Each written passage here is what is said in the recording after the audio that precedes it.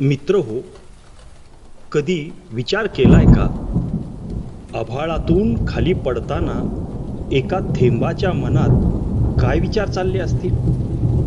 आभाळ आणि जमीन यांना जोडणारा एक अदृश्य दुवा म्हणजे पावसाचा थेंब. ढगाची माया आणि मातीची ओढ या दोघांच्या दरम्यानचा प्रवास म्हणजे पावसाचा थेंब. आज आपण एका थेंबाच्या प्रवासाचा साक्षीदार होऊया.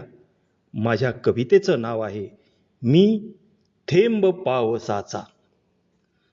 सावळ्या नभाच्या मिठीत मी शांत निजलो होतो.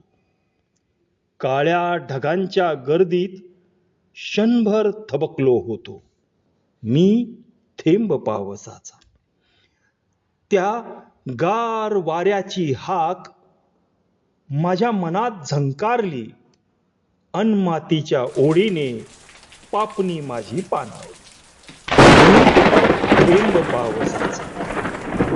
पाऊस धारांची लय धरून हळूच खाली झेपावलो. इवल्याशा शुभ्र रूपात उतरलो. धरेवरी जाऊन मातीला बिलगलो. मी थेंब पावसाचा. मातीशी होताच स्नेह भेट. तिच्यातच मी अलगद विरलो. तिच्याच रंगात गेलो माखून. नाळ जोडुनी मृदगंध झालो. मी थेंब पावसाचा. ढगाची नाळ जोडली भूमीशी. बोललो वाऱ्याशी, खेळलो मातीशी. अवघे झाले येथे नंदनवन.